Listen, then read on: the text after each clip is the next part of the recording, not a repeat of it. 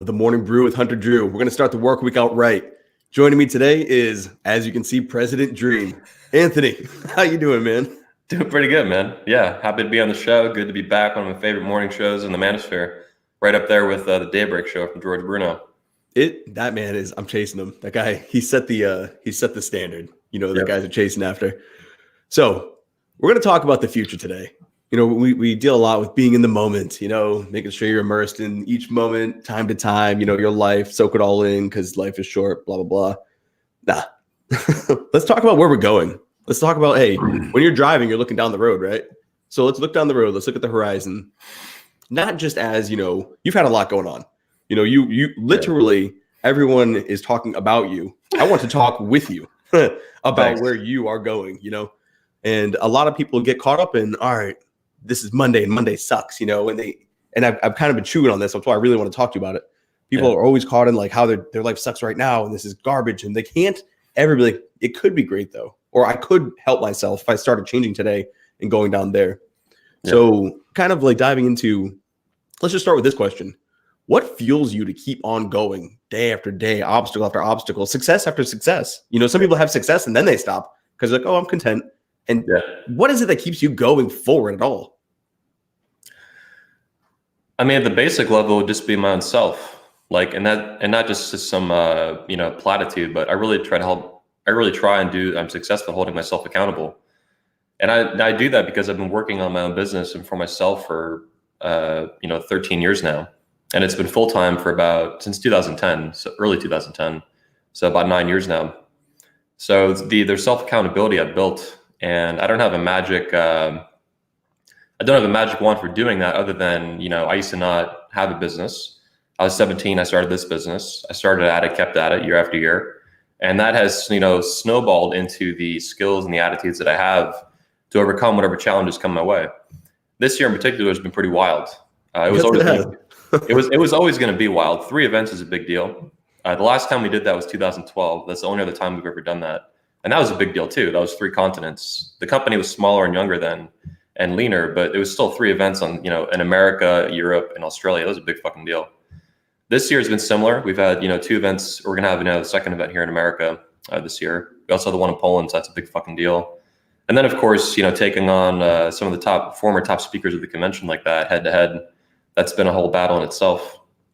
Now, do you find yourself in the day-to-day always working? Like, is there ever like some off time for you? Because I'm just thinking the internet is always on, you know, the electron, they're always going and it's easy to get like 24/7 sucked in.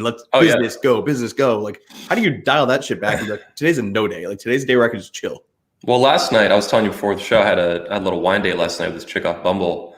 And we actually got to talking about this at one point because I was like, yeah, I just been working like fucking 18 hours a day. And then, you know, it was like, no, but now I'm not. Now, even on the way there, I was on my phone just fucking doing shit, checking emails, fucking sending shit off. Like actually important shit for graphic design and the event coming up and shit. And I'm like literally in an Uber. Like I just had like a shot of gin before I left, going to get wine with this chick. It's like 8:30 at night or some shit. So I do think it's important to take time for yourself, to take care of yourself in any way that you can.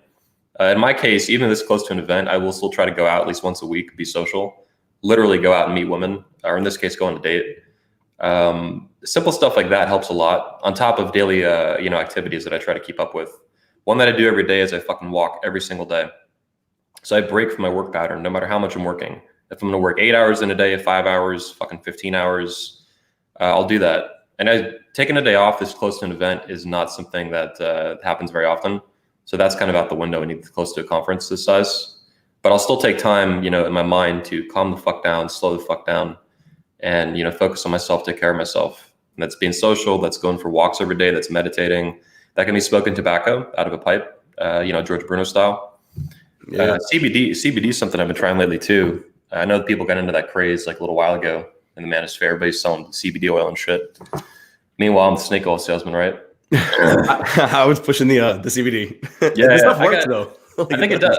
I think it's cool. Yeah. Another one I found too, by the way, like CBD to calm down and improve work is L-theanine. That's something I started earlier this year as a supplement you can get off Amazon or supplement stores and stuff like that. But for your question, it is important to take care of yourself, no matter how you're doing that. And that's, you know, all these kind of activities and working and stuff like that. I don't know if we're the same in this, or if I think we're actually different on this point. There was a moment in time where I was just stressed the fuck out from just running everything, doing the job, leading the kids, coaching, leading the wife, doing all that. To where I was close to just saying like, it's fuck this shit o'clock. Like I'm out.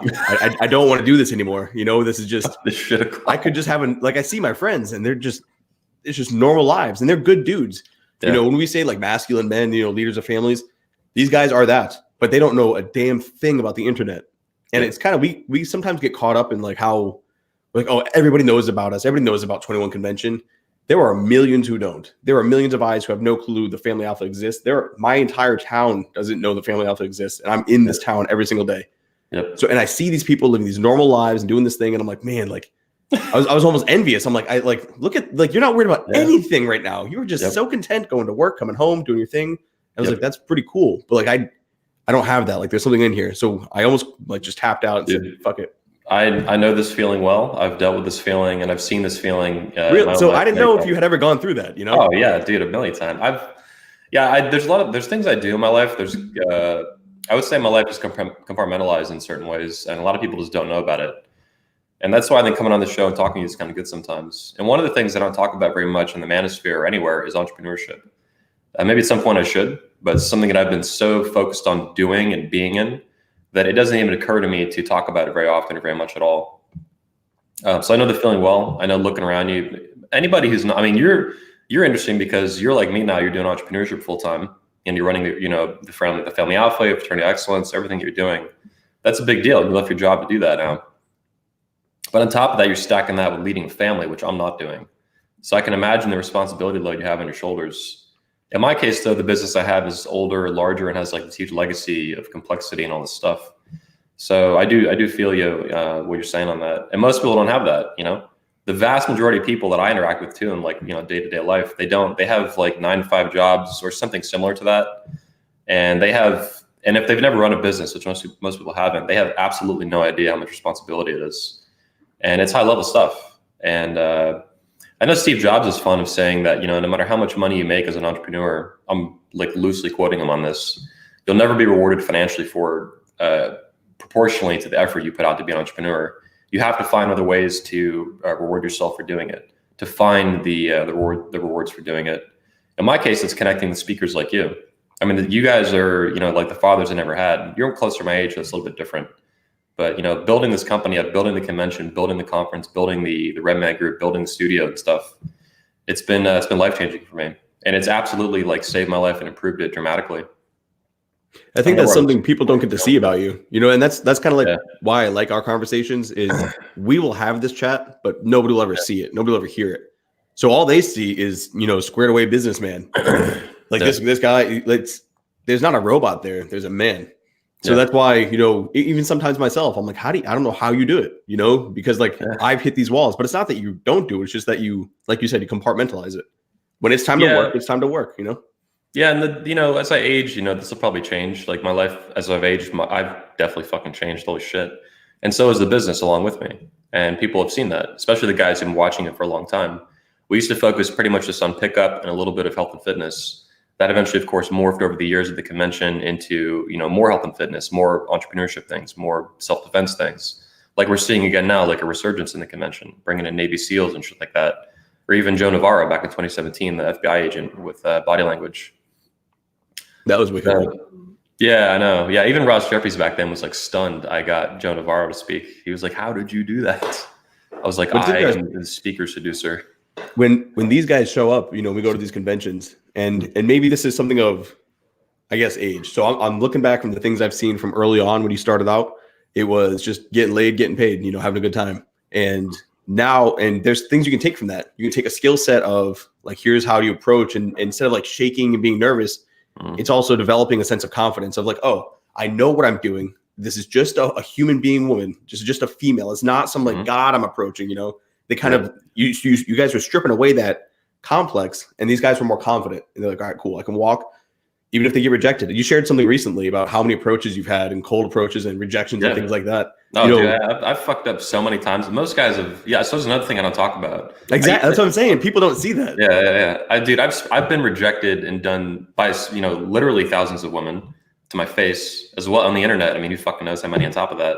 That's a lot smaller scale. That's very instantaneous and a lot less personal, but it's still still something there. But yeah, I mean, it's nuts. Like, on the top of that, not just the rejection, some of it too, I would self-eject. Not every girl you approach is a girl you want to bang, like by far. I'm actually like very, very picky with what I want with women. Well, at least physically, right? I need to go beyond that. That's important. Find what's in the heart. Find what's in the like. Noah's in the chat here. Fuck yeah. I just said yeah, but exactly that. So when you're going through, you guys are helping these guys with confidence. You're now, at least in this iteration of what I'm seeing, what I've been a part of, since 2017, is these skill sets being taken away. It's developing the confidence here with women and leadership and fatherhood and now situational awareness and now defense and now business, and it's like these seeds you planted, now they're growing and growing, and the men showing up, when I'm not going to say their names, but there are 5 distinct men I saw from 2017, and then I saw them in 2018. Attendees and some volunteers. Okay. They'd lost weight. They were confident. The first time I spoke to them, they kind of had that, the head down. They had a difficult time with eye contact. They were dressed better. They were speaking to me like this. I'm like, dude, your life has improved. You have literally taken this, applied it, and changed. And this like a whole new man. And then I was thinking about it the other day. The men that attend, and this is what frustrates me, when people start going after 21Con, is they're not talking to the product of 21Con. They're not talking to the men who've gone through. But when I saw those dudes, I was like, they're younger men. Think about them when they're a father and they're having children now. And then if you could go back and look at their other life path, let's play the what if game. They never attended. What would their wife and children been like then? And it just would have been a work. Oh, yeah. That's how men find themselves headed towards divorce. That's how they find themselves headed towards depression and being overweight in families. And then their kids do too. But now these men, they're going to know what they're looking for in a woman, have their best chances, lead strong children because they know what they know because you helped arm them with that knowledge. Oh, totally. It's not just the knowledge. That's interesting because I've had guy attendees tell me that, that have lost $500,000 in a divorce. To my face, they'll tell me this. We'll have a discussion. And they're like, yeah, if I had attended the convention, if it was available when I was younger, like 15, 20 years ago, that would have never happened. It would have saved me, quite literally $400,000 to $500,000 and shit like that. So, but I think it's not just the knowledge. It's one thing to have the knowledge. Anybody can go to the Red Pill subreddit. They can go to learn pickup artistry on YouTube and all this stuff. They can find all these websites and these books and shit. That can work and it might work, but that's different from experiencing it in person. And I think that's what happens when they have a ticket to the convention and they actually show up. And that's what you're seeing with the attendees and the volunteers who show up to the event. It's a super integrated, super powerful version of what you find on the internet. And that's why I was talking about, recent videos I put out, the offline Manosphere, why it's so important. It has benefits and leadership to the community that people don't necessarily see. It's not obvious, but it does. Offline events with the Manosphere, like what you did for your thing, what we do at 21Con, the War Room that Cobra Tate does is meetups and stuff. This is where the networking happens, and the men who attend it get supercharged by it. And on the internet, you don't get that, even by watching hangouts like this, even by, taking it seriously. Let's say you do that. It's never going to be the experience of meeting 150 other dudes who also want to improve their lives. They're fucking serious about it. And then also you meet these leaders and speakers and authors who are even further along the path than many of the attendees. Although at our events too, you're seeing, and that's what we're seeing in recent years, the attendees are really leveling the fuck up. Not just year to year, but even the guys who come in the first place, right out of the gate. These guys are surgeons, lawyers, doctors, ship captains from the fucking Navy and shit. That was awesome. I might be biased in that one, but I was like, yeah. I hung out with that dude the whole time. Yeah. Dude, and those are just the guys we know. I mean, there's all kinds. We have volunteers show up who are retired DEA and shit, door kickers and shit, fucking badass shit. So it's amazing the guys we attract to the convention, and I think that's also part of the experience. I've always viewed the attendees as part of the product itself. That's kind of fucked up, I guess. It's dehumanizing, but to me, it's important. And that's also why I'm a dick on the internet sometimes. I'm trying to repel losers away from the convention and away from what we do, and therefore give space and room for winners to come to the convention. Guys with a positive attitude, a really good attitude, people who care about the truth, men who care about the truth, and they're dedicated to pursuing their values in life. That's what I want to attract, and I want to repel anyone who's not either doing that already or willing to go down that path in life. I don't want toxicity in my life. I want all that shit out. Get the fuck out. With women, with men, with everybody. You don't see it, but inside FOE, that's a very strict standard we live by. It's like, if you're not doing the work, just go away. I don't want your money.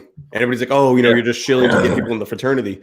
No, I'd rather lose 50 men right now who aren't going to work because they're products of it. If they don't do the work, but they walk out here and buy a hoodie, I don't want some dude who's 300 pounds wearing this hoodie. Like, that's not my guy, unless he started at 400 and now he's worked his way up. You know? But I threw up on there, that's why I wanted to align FOE with RMG, because Redman Group is putting out the content, is doing great work, especially the patriarchs. Again, I might be biased, but I'm in between the patriarchs as well, apparently. That was good, man. I appreciate you stepping in. I was not doing too well. So with you guys, the knowledge is great and the conventions are great, but because they're so big, you can't have one every day, every week. So that's where, War Room fills in. That's where FOE fills in. That's what we do weekly. There are guys in the chat right now. Every single week, men are meeting up. And as you said, you can't, I call it consummate the marriage. I mean, the friendship. Like when you shake a man's hand, that's consummating the friendship. You can get so close through video chats, through things like this. But until you're sitting there shaking a man's hand, looking him in the eye, that's when you know him. And that's what we need to continue to push, is that bringing men together to actually meet up. And you don't have to be part of War Room or FOE. Go the guys, and this is a new kind of, I guess, charge I want to be leading. If you've been on Twitter for a year and you've been talking to these 5 guys for a year and they live in like 3 states over, DM, hey, let's meet up. Let's grab dinner. Let's actually do this thing. Not everybody's a psycho who's going to shoot you.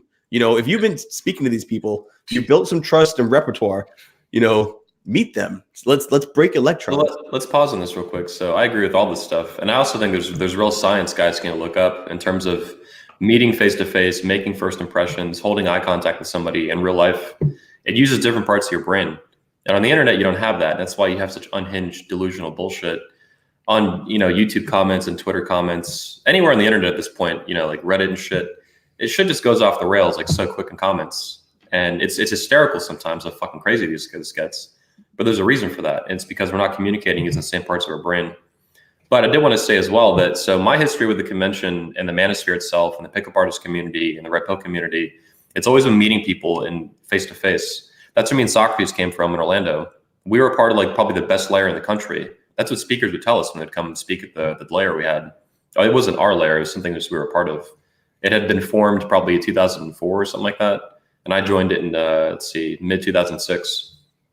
So the layer was like a pickup artist thing back in the day. They're pickup artist meetup groups. It's the worst name imaginable, a layer. I mean, it's dude, I was just thinking of like, this is what the fuck. It's just old school pickup artistry picking retarded shit. I mean, hey, let's run with it. It makes the Manosphere sound cool by comparison. So anyway, it was called Pickup Layer, and these were all over the world, especially in America, but they were all over the world. There was huge ones in Europe and all over the place, right? Even in Australia, they had them. But in Orlando, we had a really good one. It was called Top Layer, the Tampa Orlando Layer. And essentially, it was like a discussion forum you could join. It was private. You had to get, be admitted to it. Then there's a couple levels to it, like any other online community, in terms of like how, if you were a senior member and, moderator and all that shit. But we also had meetups. We had meetups constantly. Every month or two, we'd have real meetups. We'd have like anywhere from 10 to 30 guys show up. That's how I got to know Socrates and these other speakers that spoke early on in the convention, was through that. So my background in the community, I did a lot of posting back in the day, and I still do in some sense, obviously, with Twitter and the company. But really, it was always with meetups. I wanted to say on that too, there's another thing with that. Damn, I had somewhere to go with that. It was really important. While you collect that thought, I might come to you. So I came from Reddit. So I came from, you have a secret username, and that's how you talk to guys. And then I went to Twitter, and at no point was I meeting anybody. There was no layer. There was no meetup. There was no expectation that men should meet up. That was never a thing. This is new. Here's where I was going with this. One more thing. So with this is it's perfect. So fortunately, the pickup artist community had that, and that influenced me through Top Layer. I mean, that was the Top Layer meetups really were why I wanted to do an under 21 meetup, which turned into the under 21 convention, which turned into the 21 convention. So really, it all came from the pickup artist community and their meetup groups face to face in real life that did this. Because I found these to be super helpful, meeting up with these guys like Socrates. These guys were older than me. They were wiser than me. Even I was this punk little kid that would tell them, "I know everything. Go fuck yourself." I'm just like I am now. I mean, I suck. It was hysterical. They would ban me for 6 months at a time. and then I'd come back, and then I'd just get banned again, and I'd come back. They didn't know what to do with me, and I was so active with going out and stuff, and meeting everybody in real life. Always in your face, like, hey, you want to meet? Let's meet. But one more thing too that I like that you're mentioning that they did too back in the day, and this is what made it like one of the best layers, because this was not consistent in the pickup artist community, is you had to do the work. You had, if you wanted to post in the forum, you had to put out field reports. You had to meet guys in real life pretty consistently, not every night, whatever.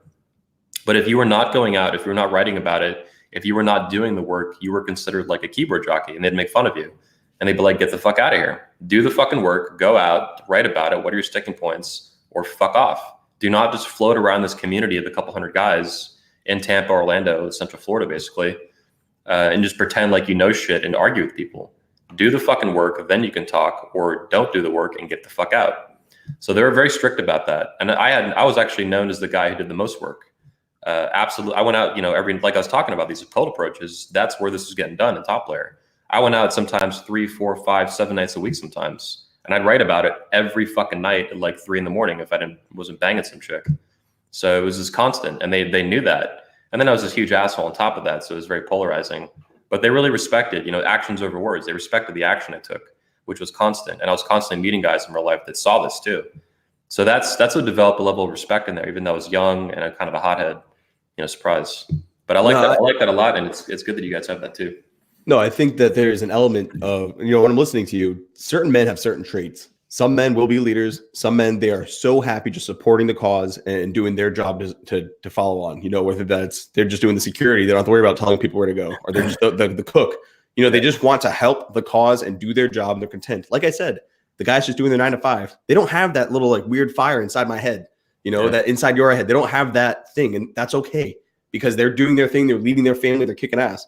But there are some people who do.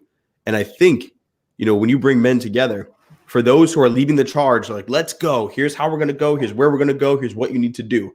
Those guys are like, all right, we have someone to keep us accountable. Now I know who to follow, what to do, what I should be doing, and then they fall into their role. And the George Patton quote, lead me, follow me, or get the fuck out of the way. Pretty much. And inside FOE, that's the thing. It's look, you don't have to be the guy leading 100 men this way. But you better be doing the work, because you got to be supporting those men, and that's, I think, for each group. I think in War Room, if you're saying that, I made this much money, show the receipt, Tate is always saying, like, prove it, show me, and I like that. In FOE, when we're having our video chats, it's like, hey man, you said you've been working out and dressing better. And then you look at the group and you're here disheveled. Like, what the fuck? Something's not, let's fix this now, or go away. If you're not going to do the work, go. I would say this is where authenticity and real power and development come from. And that's why these groups are better. They're known as like the best in the community. 21 Convention, FOE, and, War Room and stuff. It's because there's people leading them like me and you and Tate that require this shit, that demand it. Be consistent with the group, do the fucking work, take the action, or get the fuck out. And take your bullshit with you, lying about shit or being a keyboard jockey or whatever. Whether you're a keyboard jockey with money or with women or with life or masculinity, if you're not living that shit, get the fuck out. This is something also that the speakers that you guys have done really well for me. People wonder, so you're asking me how I get motivated or, hold myself accountable and do these things for years and years and years and years through all the obstacles of life and business. And they happen. I mean, they happen to every single entrepreneur I've ever talked to. But the speakers are the guys that I model. I actually listen to what you guys say as a conference organizer, and I apply it to my life. Whether that's you or George Bruno or Noah or any of these guys. When Noah says action comes from the heart, like, this is the most important thing, I fucking listen to that shit. I take a mental note and I apply that to my life if I think it's true, and I think it is. I listen to what you say, and George Bruno with hope, optimism, positivity.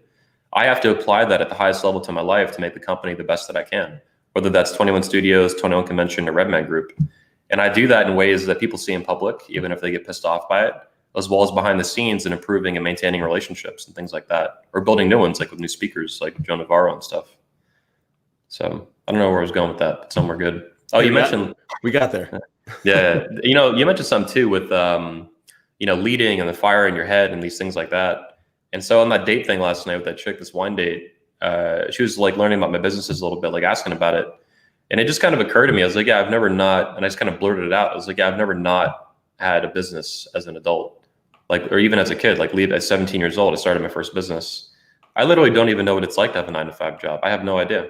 I've pretty much done nothing but run this company in my entire adult life and be an entrepreneur. I don't know how to not be an entrepreneur. So for me, I know that's kind of odd. I don't know how useful that is to guys, but yeah, when I hear guys that want to start businesses and stuff like that, and women do this too all the time. They're fed this crap by feminism that they should go, and some of them maybe should, but most of them I think should not. They should make babies and cookies. They should run the business of the home. No, I'm serious. They should run the business. Dude, I laugh, but I live this. Yeah, exactly. And it's great. It's a great thing, dude. Tanner does it too, man. Yep. I always see his wife on Instagram. Her bio is like making babies and cookies, or very something similar to what. That's where I got it from, basically. I picked it off that. But yeah, a lot of people. I mean, it's entrepreneurship is this hip thing for that people get pitched on Instagram and shit all day on social media. But it's fucking tough, And not everyone's gonna be able to do it, but if you can, you need to just dive into it. Seeing you do that's been awesome. And other guys too, like Bruno and stuff like that, diving into this head first. Dude, it's been wild, and it's been liberating, and there's no greater motivator than your family's relying on you. So go forward, carry them to the promised land. Yeah, there's something about you're talking about the speakers, helping to keep you accountable and to keep the focus on where it is you're going. Like, don't worry about this. These are distractions. Here's our message. We're all bringing it to the table. You take it and run with it. And somebody I've had. And if we've got like my inner counsel, one of them is this dude who just dropped a solid little nugget here. Evolved Phil, who's fucking nuts. Looking forward to seeing him in October. Yeah. He said on the flip side is that some want to lead, but they suck at it. Yeah. And I think you can instantly tell, when someone tries to force themselves into leadership is they don't give a shit. They're like, I just want the power, not the responsibility that comes with it. Yep. And you're responsible. You've got a lot of responsibility because the decisions you make impact me, impact all the speakers, impact yourself, impact your family. Yep. So when you see people trying to force leadership onto things, you also see their followers getting like dragged into the shit and then left there because the leader takes off and they're on their own. Yep. How have you been able to weigh the responsibility without, you're talking about L-theanine, you're talking about some ways to keep yourself calm. Yeah. You've got your daily walk, but when the weight of like, this is like, it's not just Anthony.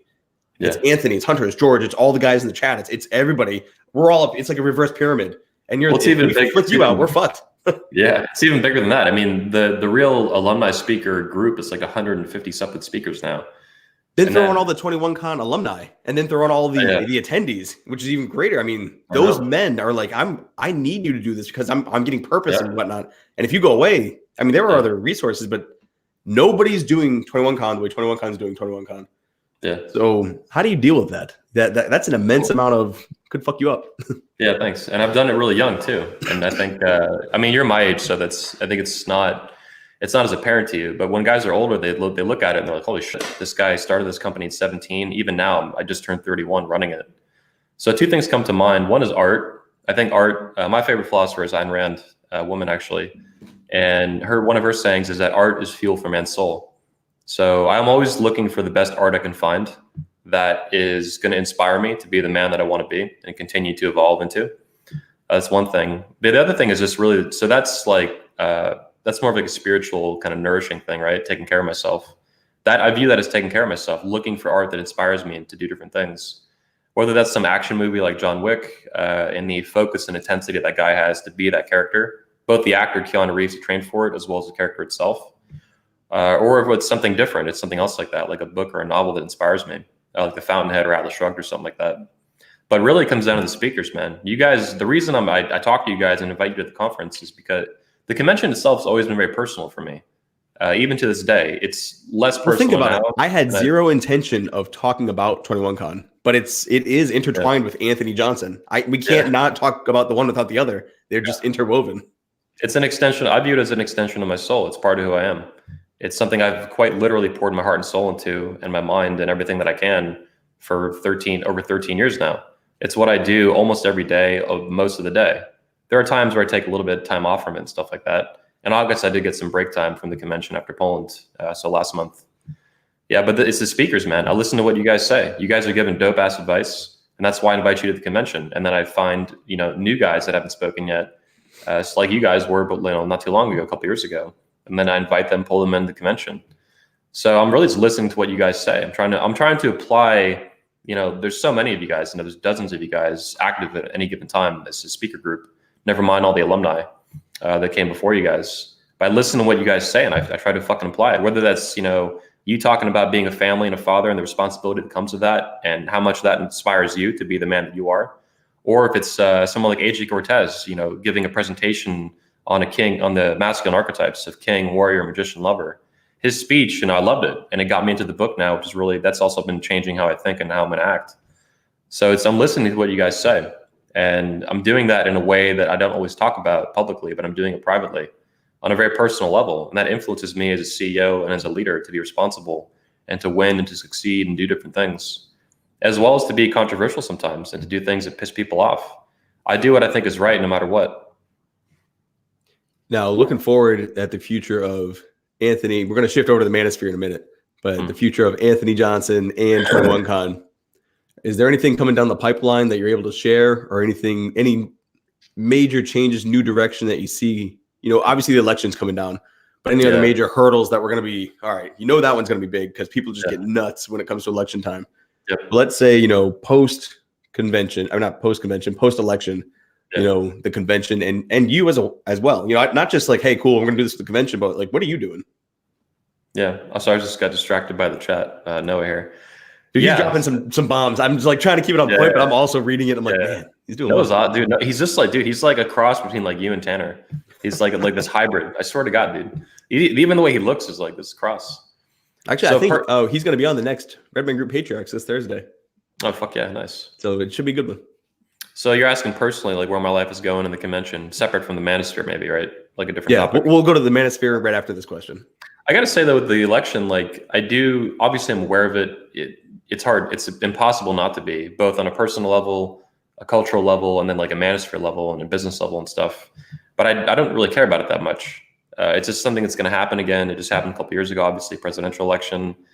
It will raise issues that we see in the Manosphere. It's going to raise, issues of feminism, issues of gender, and all that shit going on in the country right now. But I don't care that much, except to the extent that it affects my life directly in the company. Well, I care like where the fucking country goes on a personal level. Fuck yeah. No, I get that 100%. Revolutionary flag behind me. I was gonna say I am 100%. I thought I was the only one thinking that way. I'm like, oh, the election. I was like, yeah, but did you lift today? Well, the election. Yeah, but did you do what you were supposed to? Like, I don't give a fuck. These people accuse me, these conspiracy theories that I'm trying to make the convention more political and all this shit. It's fucking delusional. Like, whether it's Cernovich or Molyneux or all these people, like, this is not where they're invited to speak. I don't even think Molyneux is speaking on politics. And we barely have any political content at the convention. Everybody's welcome. Like Jack Donovan put a piece out recently about the Bill of Rights, and you need to draw a line there. And I agree with that completely. Beyond supporting the Bill of Rights, I don't care what you believe politically as far as being a speaker and a customer. Just don't endorse like fucking communism, feminism, or shit like that, or racism on my stage. Other than that, we're good. You could be a fucking hardcore liberal Democrat for all I care. Just support the goddamn Constitution, the rule of law. But yeah, it's all these political things. I'm trying to take it political to make more money is fucking stupid. My hat is make women great again, not make America great again. I want to make America great again. I think that's a fucking fantastic idea. But in the meantime, this is my focus and what I care about. That's why I have it on my head. But as far as me personally and stuff, the future is masculine, not conservative. Like maybe it's conservative, but this is not what I focus on and what I care about. What I care about is this. That's why I'm wearing it, Now, what about acting on verba? Acting on verba. It's a good one. Check it out. But you're asking about my personal life, though, in the convention. So 22Con is going to get started this spring. It's going to be combined with the Patriarch event. There's going to be 2 events going on in the same venue at the same time for the first time ever. We've never done that. And that's pretty interesting. I'm excited to do that. And so not only is that interesting in itself, combining the Patriarch with the Women's Convention. We're obviously going to do the Women's Convention. So that'll be for the first time in 2020. And I hope that succeeds. I plan for it to succeed. I think it's going to kick ass. We're going to have George Bruno and AJ Cortez leading the charge. And I think it's going to be a very positive, very good thing. And that's going to open up a whole new window for the Manosphere to speak to women in a way that they need to hear. Not only for the individual women who go to it and then watch the videos online, probably by the millions, right? The content will be filmed and published for free eventually, just like 21 Convention. So I want to reach, the Gen Z and these young women, and even millennials, and improve their lives, make women great again, quite literally. But I think that's a big deal for my company. It's a big deal for the Manosphere too, and for me, to finally have a platform and a window to speak to women who have demonstrated through decades of action or inaction that they're not going to police feminism. They're not going to rein in these crazy, absurd excesses that we're seeing. Whether that's the Me Too crap or whether that's innocent until proven guilty, barely surviving in the U.S. Senate in 2018. That's nuts. So I think women have, feminism is super toxic. It's affecting culture, politics, social relationships. The whole sexual marketplace, I think, is in fucking collapse right now, basically. And women are not going to change that. That's been obvious, I think, by their actions and stuff. So 22Con is a big deal. And I think that'll be not just a big deal next year, but the whole decade. I hope that we see, America do very well in the 2020s. I wouldn't be surprised if history repeats itself. What else is fucking new in history? But alongside that, I hope that we can also influence women in a very positive way and bounce them back from the shithole of feminism that they've got sucked into and that they haven't been able to dig themselves out of. Some women are trying, but it's, like Christine Hoff Sommers, for example. Have you been getting feedback from your female followers, like on their perception of it? Yeah, a little bit. I mean, we've been building a VIP list for it, for the early bird tickets and stuff at 22convention.com. But I've been getting DMs from women for a while about it. Yeah, since when I first announced it, especially, women were trying to buy tickets right away. Dude, it blew my mind. I'm so used to dealing and working with men that I didn't even say shit. I just went on Twitter one day after you had announced what you were doing, and then a few of the people followed me like, "Oh, you're gonna be speaking? What's this?" I'm like, "What the fuck are you talking about?" Since when am I getting DMs? Usually it's the bot with some huge tips. It's hey. Delete. These are actual women who I've never spoken to before. Yep. Oh, what is this about? I'm interested. My daughter, blah, blah. I'm like, what? I didn't even know there's a market. And it's just, it's weird to me.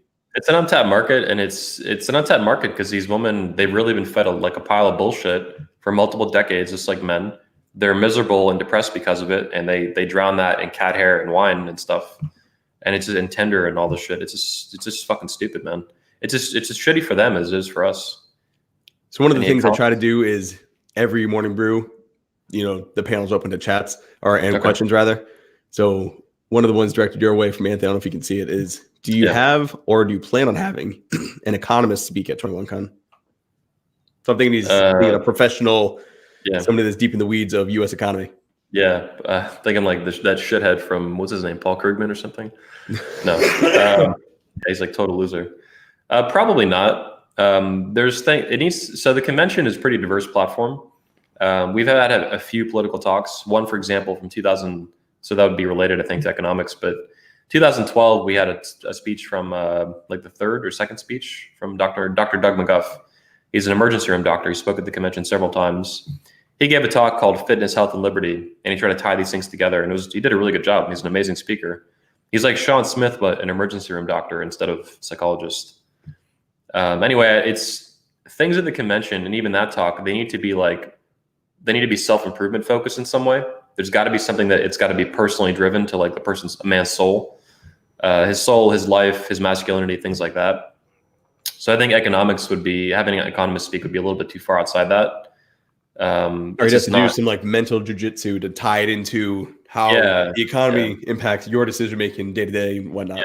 I mean, the real foundation of the convention was not pickup. It was self-improvement for men with a specific kind of, outlets for it. And there's only, you can take that pretty damn far. And that's what I've done. It's a super diverse platform.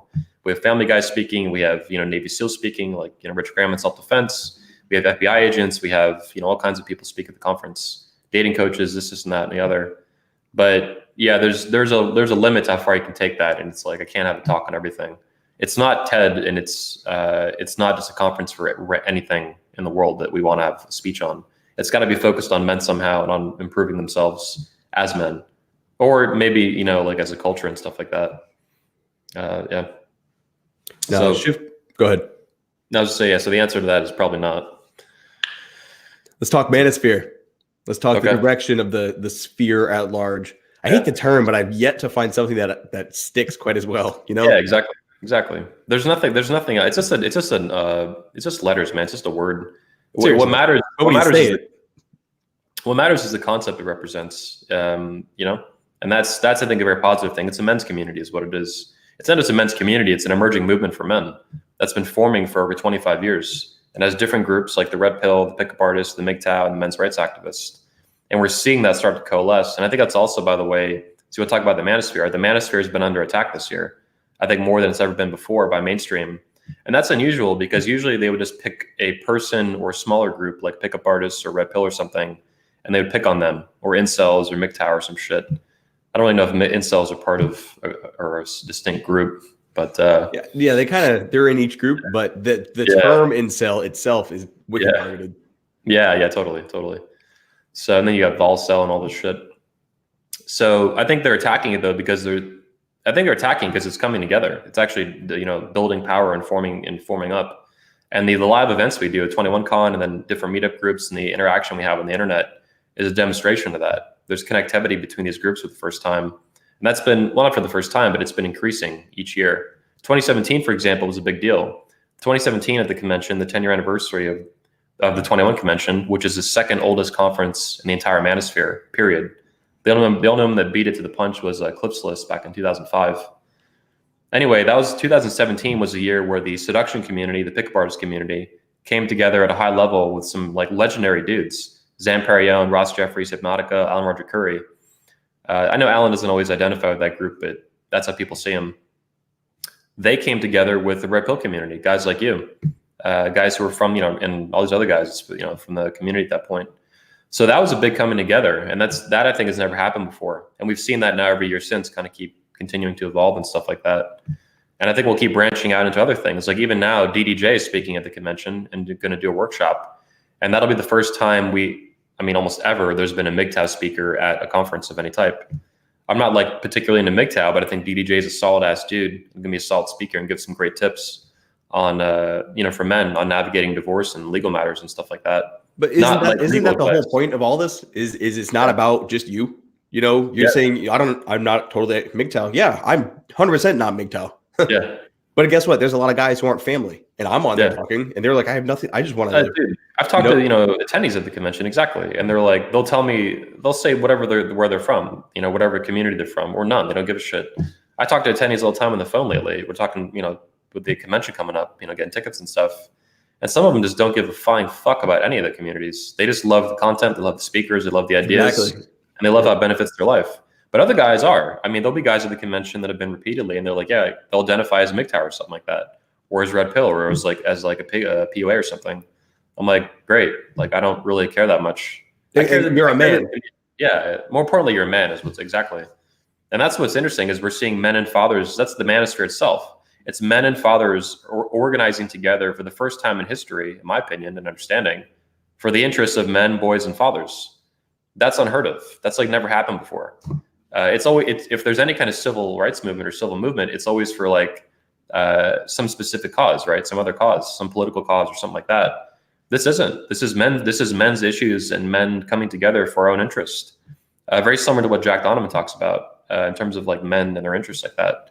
And that's really special. And we have to keep fostering that and cultivating that and nurturing it. And I've taken steps recently to do that have, upset a lot of people, a bunch of crybabies. But I'm doing what I got to do and what I think's right. And if we don't, I think this community is going to fall apart. Or it will fall apart in the 2020s, or it will slowly just kind of morph into this toxic snowball bullshit, which is horrible. We saw that. I think the pickup artist community, for example, used to be a lot more tight-knit in the 2000s and more positive and more focused. And then I think it kind of fell apart in the 2010s that we've seen over the years. And it doesn't have like a central location anymore either. And it's like all the layers died off and stuff too. That movement fell apart for the most part. It still sort of exists, right, loosely. But I think that was a bad thing. And we need to see the manosphere come together and go forward into the future and focus on truth, optimism, positivity, and kicking ass and having a real impact on Western culture that lasts for generations. Not just like, I'm happy that if it helps your life as an attendee or a fan or a viewer, that's fucking great. But I'm also thinking about a culture of men where there are millions of other men exactly like you that are getting their life wrecked by whatever the fuck's going on. A Me Too allegation, a nasty divorce, or you're just getting rejected by women and you're fucking depressed and miserable because of it or some shit. The culture is unhealthy. I know AJ Cortez was talking recently. He went to Romania. I think he's like moving there now and shit. America is like spiritually sick. And as much as I love this country, I can't deny that. There's like a lot of fucking shit going on that's not healthy in this country. Feminism and its resulting effects on men and women is like the perfect illustration of that. It's not just perfect, it's very deep too. Because it's not just politics and voting and Hillary and Trump and all this shit or whatever the fuck's going on. It's social, personal relationships, family stuff. Like you are pushing back against feminism in your own life, leading a family, your children and your wife and yourself and your companies and stuff. Feminism doesn't want that. They want you to be this weak beta bitch who gets owned by his wife and is not a leader of his own life, is not masculine, is an effeminate loser. and you're like, you just give them a big fuck you, and you do what you're going to do, and you're doing what you want. Quite literally, I mean, you have the family alpha and everything that you do right behind you. So that's what they don't want. They want men weak and dependent, not strong and independent. It's been interesting. So kind of on that note with AJ, I'm a like admitted nationalist. I'm like pro America all day. Yeah. So, but he put something that was like America, something about America, and I read it and I was like, whatever. we got to fix that. Yeah. But some people got like super upset, and it kind of played into his point. He's like, if you get angry at a tweet, there's something wrong with you.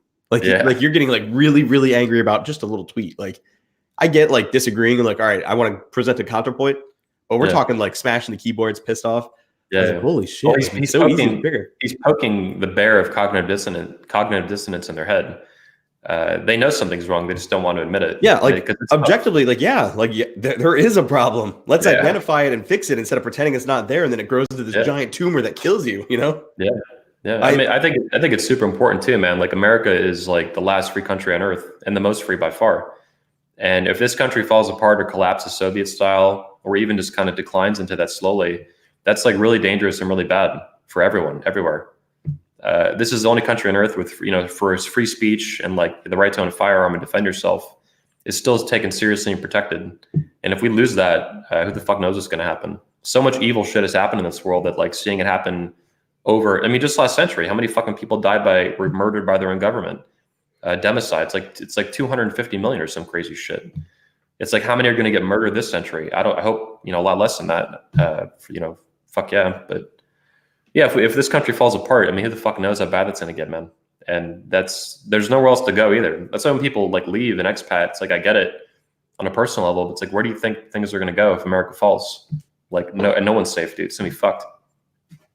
There's something you said about the manosphere that I want to kind of bring back. And you said, regardless of what your sexual preferences or relationship status, like as long as you're a man working on being a better man or being better at being a man, you're welcome and you're included. And that's something where some people and some groups are just so divisive. They're like, you are this or you are that. And like, no, like the strength of what it is we're doing is that it's all inclusive to men, whether you're MGTOW, a Playboy, or a family man come together. I was hanging out with Goldman.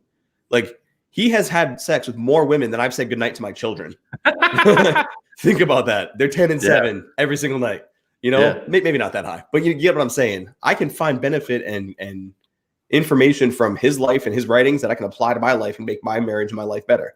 I can find DDJ. I can talk to a MGTOW and I can learn how to make you pick and choose, but you never get to hear that information if you immediately it's like being racist.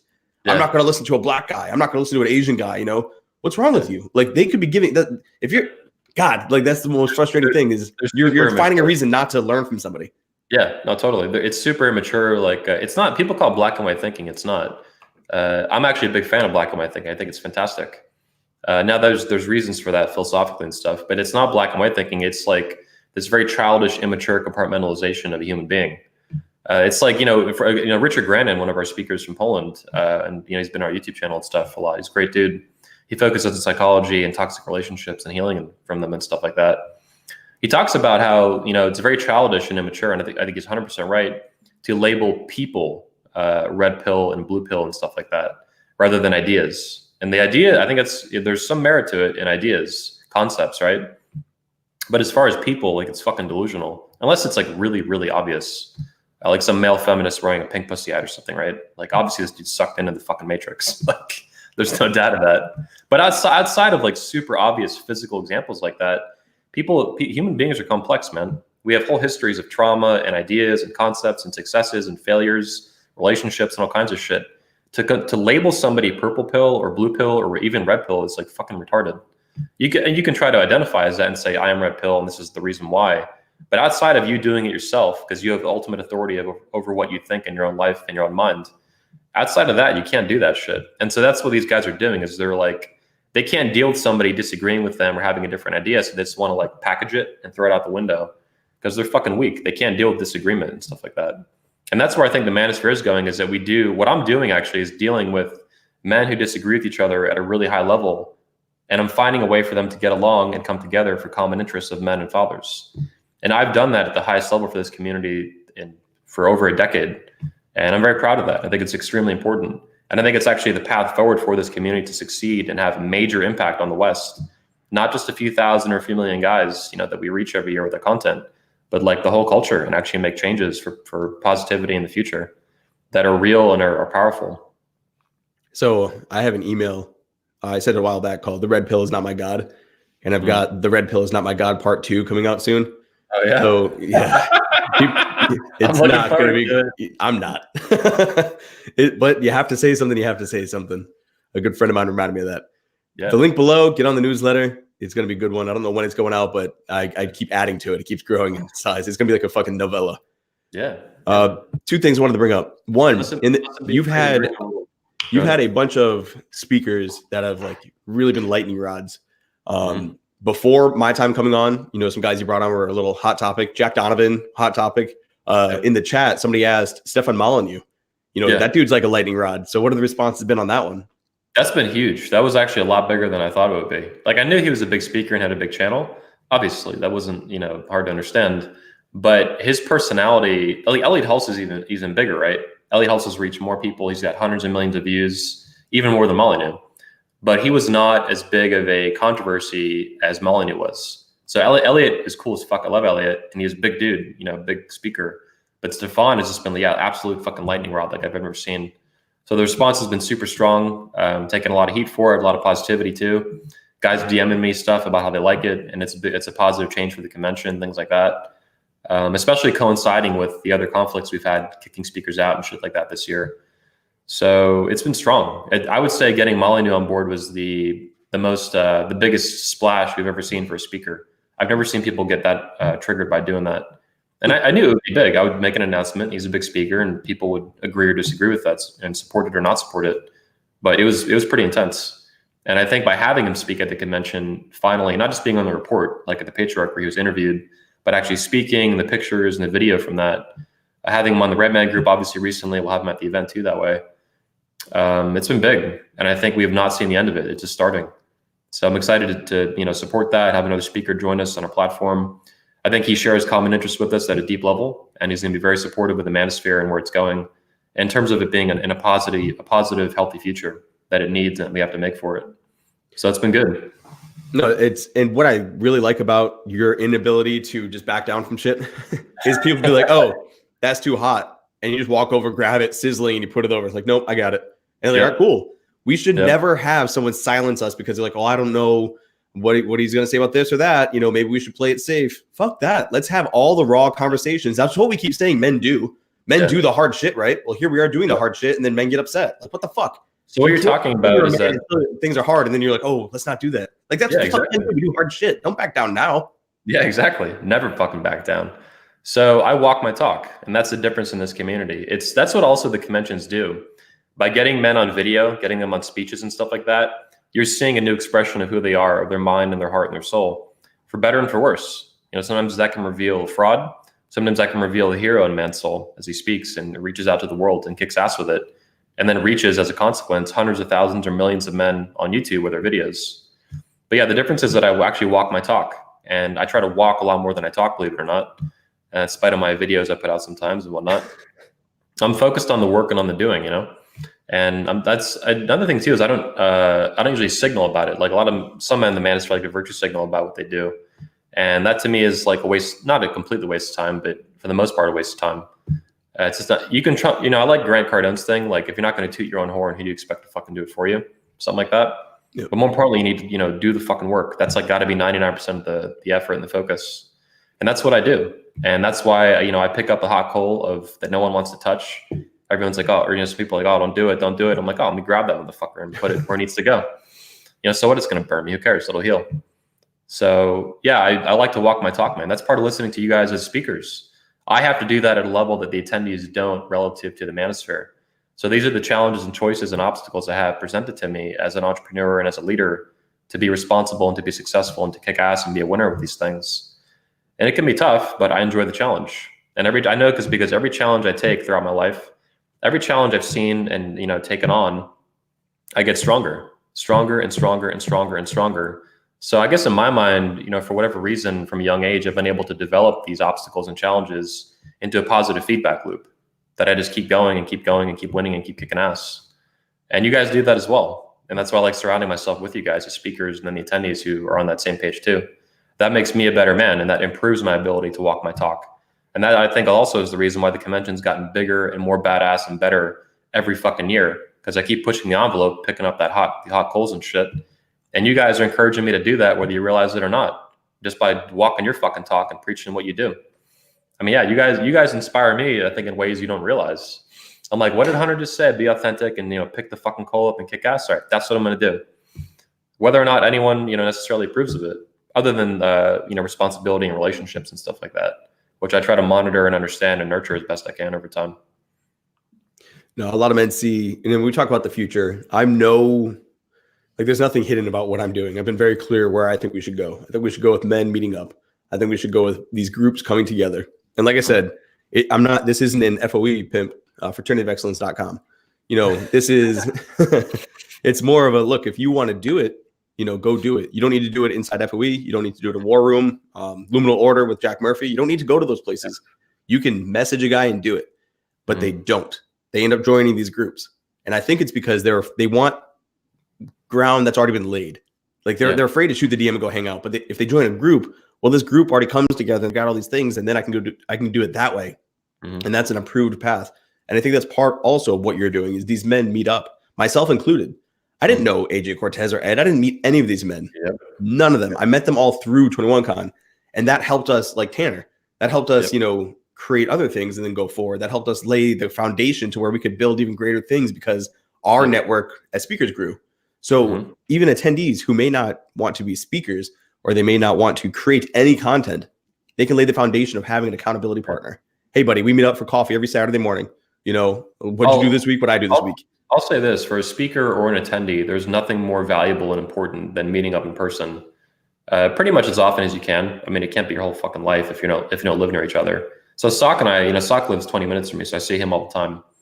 Outside of that, though, it's rare for me to meet up with you guys in person, but I like doing it as often as I can with the conventions because it makes my life better. It's the same thing for the attendees. It's that face-to-face connection builds that networking, these nodes. That's what we're doing. That's what you're doing. I think that's also why the mainstream are trying to attack the Manosphere. They're seeing a giant node form, is what they're seeing. This connection point for all these men, all these communities by the millions. Between the content creators and the sub-communities and the overall Manosphere, there's millions of men and fathers involved at this point. And the more we connect face-to-face as well as online, the more these things are going to grow and the more powerful they're going to get. That's why they want to attack them and destroy them. And that's also why, but meeting up in person is so fucking important. Because yeah, exactly. You met and now you've networked with these other guys. It's changed your life. Look at Tanner, AJ, and Ed at Lattimore. They're doing a workshop coming up soon. I think they have like a little company for it or something like that. That's awesome. because they met up in fucking person. That can happen outside of that, but it's a lot more rare. But when you meet some guys face to face, this happens organically. You almost can't stop it. It just happens, because you share values, and being face to face like that is going to bring that out, whether you like it or not. What's wild too is that thing I shared, TW Beckett. It's all about one word, tribe. Yeah. We met, I ended up in RMG. You took over Patriarch because my sister was having a baby and I couldn't get back. That's Tim that you had a conversation with Tex. Yeah. And all the men that came in and followed and heard his story. The only reason they heard his story is because we met and I knew him. So I brought him on and then you took over. It's just the fucking wild way now he's retweeting my stuff now too to his followers. So I'm like, that's awesome. I see that. And I'm like, thank you. Is what I think and when I'm and all that. But it's like another chink in the armor, It's like another way to build this thing up. Yep. And it's extremely important, man, meeting up in person like that. There's nothing more powerful you can do for your life than meet up with a tribe, whether you're a speaker or whether you're an attendee or whatever or volunteer, whatever the fuck you're doing, or just even like you're saying, like in real life, like some dudes who meet up outside of FOE, maybe 3 to 5 guys, they go to a bar or they have coffee or some shit. They talk about life and how to solve their own problems, solve the world problems. And shit happens with that, man. Talking leads to action. It's talking. It's important to walk your talk. It's also important to fucking talk and figure shit out and then take action as a result of that. You don't want to show up to any 21 convention or you don't want to show up to any meeting fatter, worse dressed, less confident ever. You always have to be improving because you're like, fuck, I'm going to see these guys next week. It's interesting. So this is an old Medusa story, but it was interesting because Medusa being Medusa, right, crazy BPD chick as she was still kind of like a normie, especially early on. In terms of like not understanding anything to do with, internet entrepreneurship, the Manosphere and shit like that. And I remember one time early on when I met her, she was looking at the DVDs we used to have for the convention back in the day. And so it was like 2007, 2008, 2009, 2010. We'd make DVDs from each conference with each speech on it. And she was like looking at the DVD covers, and she was seeing that the speakers that kept speaking, they would get like leaner, stronger, they'd look better and healthier. And she was like fucking stunned. She's like, how do these people get leaner and healthier as they get older? Like, this is like the opposite of like daily life for people. They get fatter and sicker, and they look like shit over time because they don't take care of themselves and they have bad habits and bad values and stuff. At the convention, it's the opposite. We come together, and then it's like this supercharged thing where guys lose weight, they build businesses, they get healthier, they have better relationships and stuff. They turn their marriages around, even their families and stuff. So yeah, it's a super concentrated network. It's because we're meeting up in person. It's the highest level of connection is meeting up in person, face to face. There's nothing more personal and intimate than doing that in terms of and on this scale, right? And meeting up, online connection's cool, but it's nothing like, in certain ways, especially something like this with face-to-face contact and audio versus like texting, on Twitter and YouTube and, screaming at somebody, all caps, like, fuck, dude, you should see the comments I got for that. Dude, the presidential address I put out I've never gotten that many negative comments in my life, that much heat. It was crazy, dude. Like the shit that you didn't see in public that was just like our guys deleted and stuff and just banned these guys. It was like nasty fucking shit, dude. Like it was people get wild, like emotionally unhinged. It's insane. Yeah. And it like we laugh about it, but like seriously, for you to feel that way in that extreme, you need help. Like you need some serious, like deal with whatever the hell's going on. Yeah, it was some savage shit, dude. I was like reading this. I'm just like laughing. I'm like, yeah, fuck this loser. Banned. But dude, the shit was savage. I was like, holy fuck. My content is it's about family. There's not much risky shit I put out there. But like whenever I put out a list or if I say something about childhood obesity and whatnot. The most popular post is creating your slut. Dude, and they love it. Like it's such a good thing. And the title, people don't even read the content, but the title is like so off-putting or like so controversial that I'm like, you didn't even read it. It's amazing. That's literally like my what's the opus there, the best thing I brought, like that's my thing. Yeah. But I got a bunch of fucking death threats when I wrote the thing about how to be a better mother. And like, dude, caps locks, they're like, I hope you fucking die and your family dies. I'm like, what the fuck? Like, holy shit. Like I'm talking about families. It's insane. So I've actually, I'll say this with you on air now. So I always thought that it would be feminists and SJWs that would be the first to give me like serious attacks, death threats of violence, stuff like that. And it wasn't. It was actually like toxic elements of the manosphere that I'm like surgically removing and throwing in the dumpster right now on fire. And those are the guys actually who happened to be the first in my life to actually threaten to kill me and stuff like that. Guys on my address and shit like that. So that was just surprising. I never thought it would be like that from our own community. The shitty elements, the shithole corner or whatever. But that was surprising. And I always thought it would be feminists and SJWs that would do it or someone like that. And it wasn't. It was just, elements within our own community that are toxic and negative, that are unethical, needed to be removed. And it inspired, backlash that I've never seen. But dealt with no problem, and we're kicking ass and going forward, as always. What's the alternative to stop? Yeah, exactly.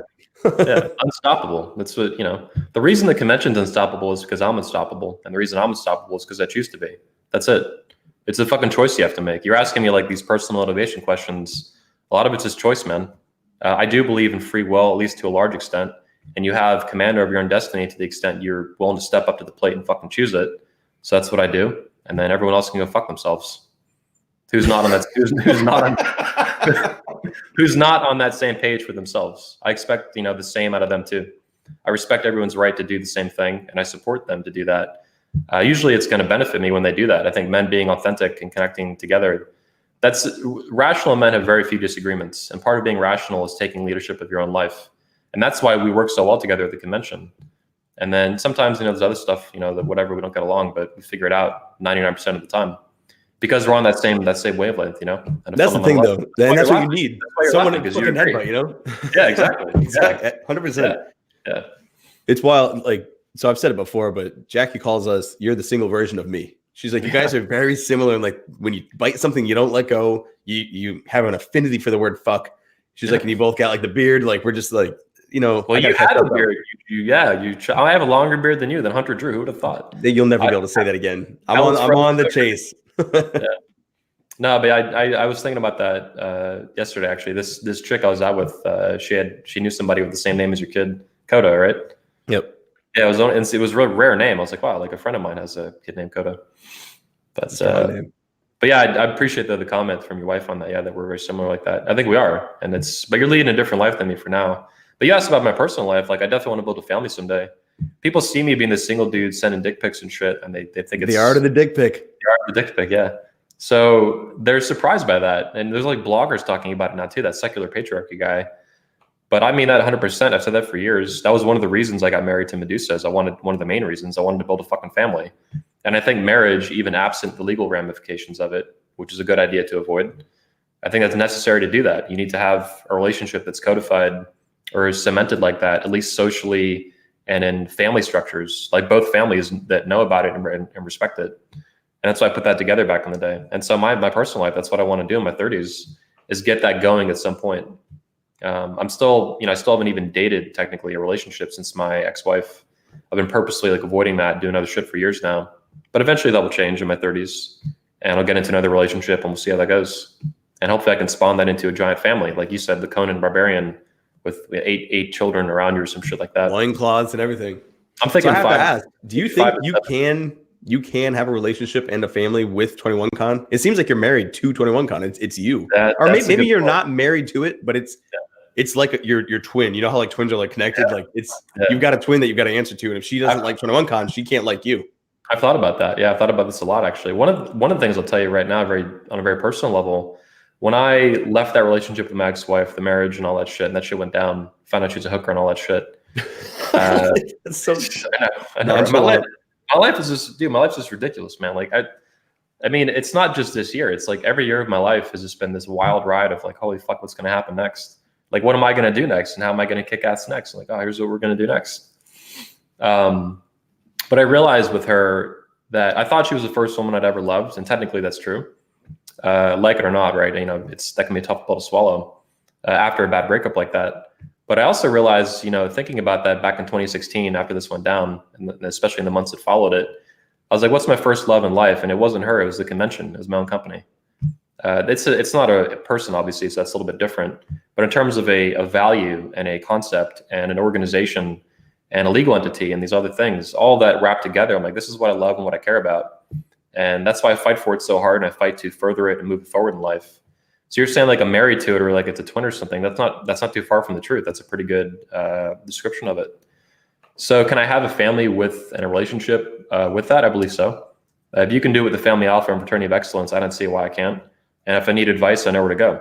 I have direct access to the best guys in the world. That's the real secret of why I do the convention. I get free advice from all you guys without paying your phone coaching calls. So that's the big secret, yeah, all that shit. But I'm serious. I mean, I could talk to any of you guys, whether it's you or George Bruno or Socrates or anybody. If I need advice on something very personal and very important to me in my life, I can reach out to you guys. The same way the attendees walk up to you guys at the conference and they have coffee with you in the hallway or some shit, and they get the advice they need. I'm doing that at a different level than them. That's like very personal with you guys too. But that's also why my life is as good as it is, because I listen to you guys and I have access to you guys. And see, I think I can put that together in my 30s or 40s, and look forward to it. I think it's gonna be fucking awesome. Like, I love how pro fatherhood and pro family Tanner is. You're obviously that way too, but Tanner is even, I think, focused on other elements of it and how much that it can improve your life as a man, being a father and the responsibility that comes with it. It's like Noah Revoy talks about agency, and more of it will save the West. First of all, male agency, but even on a personal level, it makes you a better man if you own it and step into it. I think that's hugely important. I think having kids is a really good illustration of that. I anticipate, for better. Well, it will be for better, but independent of my opinion on it, I think having kids actually makes you a lot more responsible as a man. Duh. But even it makes you a better businessman because you have so much more riding on the line that's going to improve your decision-making process. If you have the right values along with it to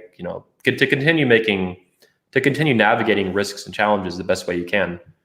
Some people will pull back from that because they're pussies. But if you're not a pussy and you're still a strong, masculine man, you'll actually make, I think, better and better decisions over time. So I think when I have kids, and more the better for the most part, if I manage that over time as I have more children, my decision-making process as an entrepreneur will improve because I have children that I love like you do, that I care about, that are going to be affected by this. Some men, I think, back down from that and become cowards over time, and that's shitty.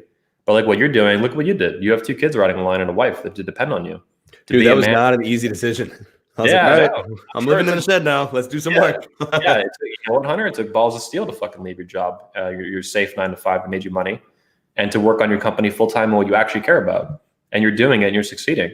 I think one of the reasons you're succeeding, and the reason, look at Tanner. Tanner has what, 4 or 5 kids now? Who the fuck knows? It's hard to even keep count. Probably up to 8 at this point. Just in this conversation, she got pregnant, had another kid. Exactly, which is, more the fucking merrier. Fuck yeah.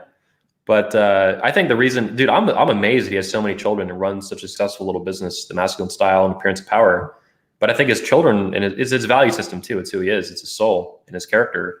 But also it's his kids. I think he's very strongly motivated by that to succeed. And he has the good enough value system to respond to that positively like you are, and to take, do risky things and do whatever he's got to do. I mean, Tanner's a style guy, and now he's going to be the keynote of the next patriarch, the chief patriarch of the next conference we do. All in patriarchy, fatherhood, and family for men. We need to get a baton. Like, I want to walk in with a torch and hand it over to him and have him walk up. He likes the torch. Let's go. Yeah, I can't wait for you, Noah, and Hunter to meet, or Hunter, Tanner, and Noah. You got the 3 of you to meet. That's gonna be like a meeting of the patriarchs, like the ultimate little meeting. The trifecta. The perfect triangle of patriarchs. Yeah. So I think I answered whatever question you had 5 minutes ago. I think I answered it. Yeah, I don't remember what it was, but it was a good answer. Thanks, man. All right.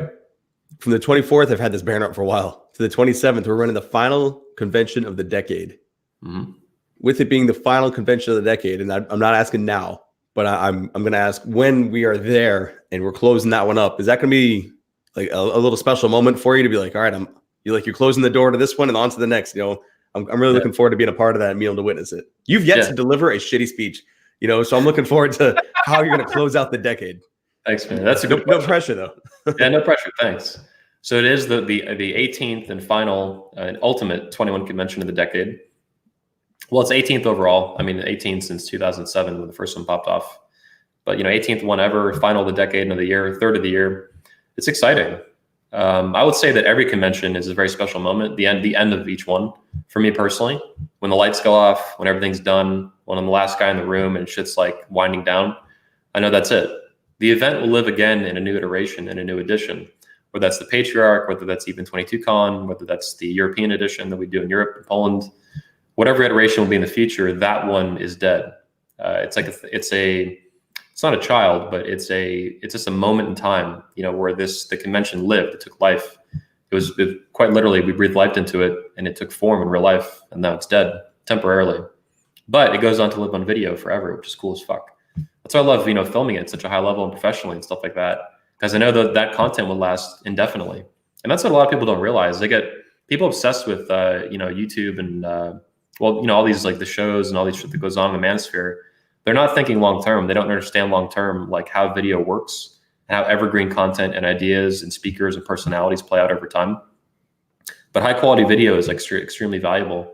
Dude, we have talks from the 2000s and the early this decade, 2011 and 12 and shit, that still get viewed every day by thousands of men. And they're going to be viewed every day by thousands of men through the 2020s and the 2030s. And whatever new platforms spring up, I can just, transfer that content and migrate it to a new platform. And that's amazing. That's why video content is so, I think, central to the Manosphere, whether it's a show like this or the speeches that we do at a high level. I mean, in my opinion, the professional stuff is extremely important. That's what has the longest durability, basically, as a video, stuff like that, content.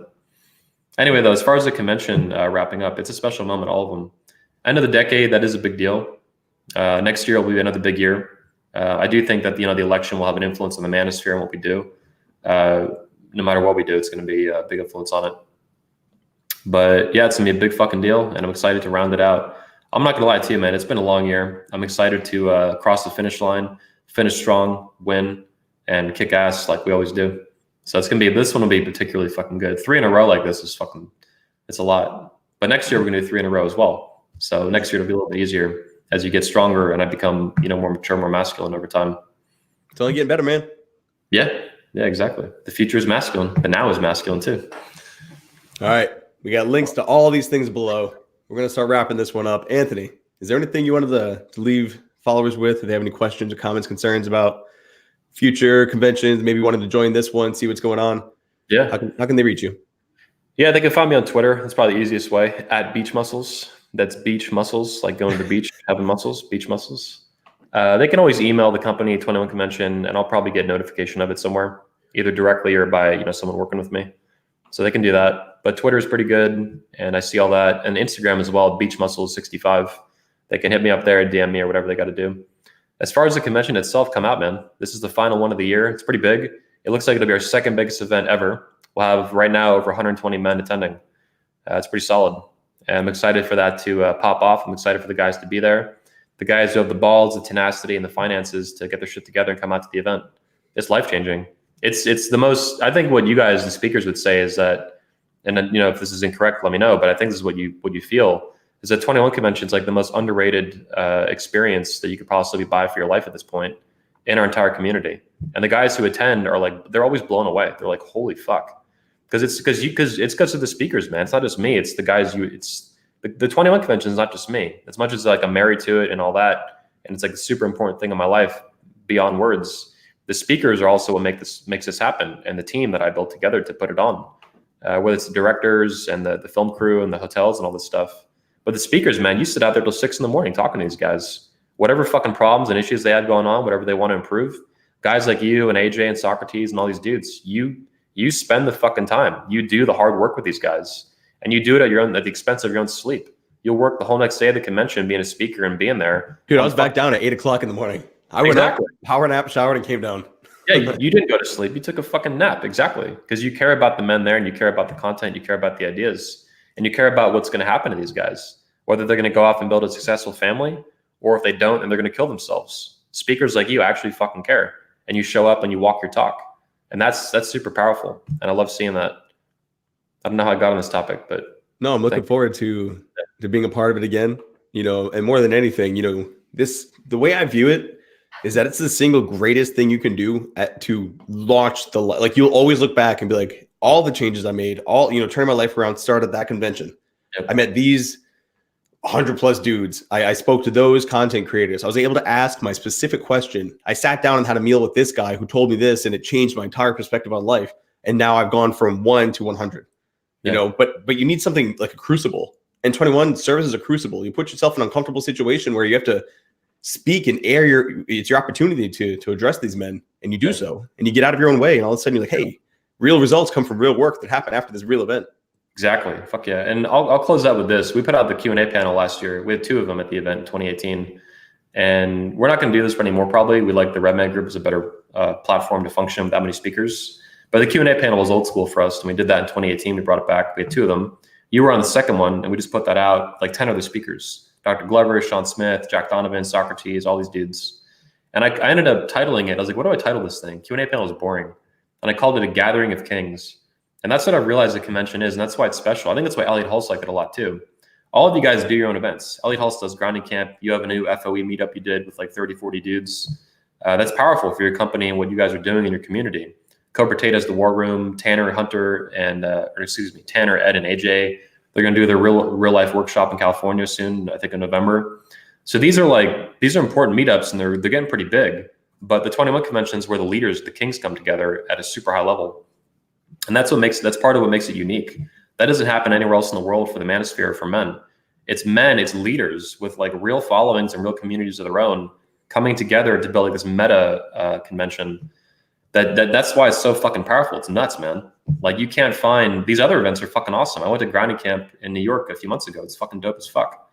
And that's Elliot's big thing. And Elliot's a big guy, speaker and stuff.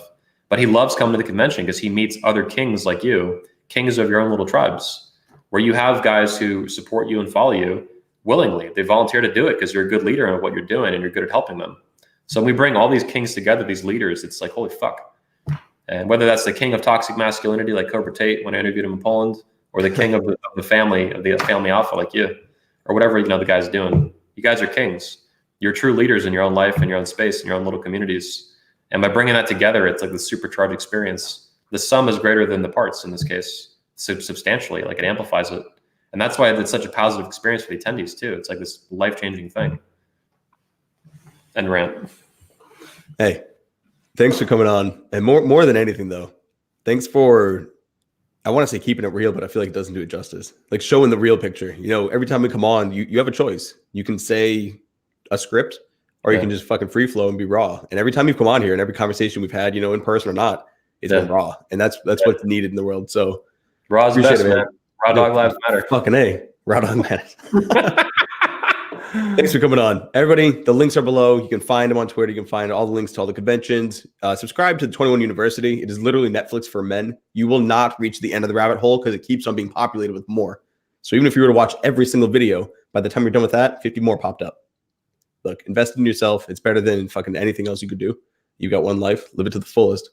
So thanks for tuning in, and I'll see you guys this Wednesday, 08 Eastern Standard Time. Wednesday.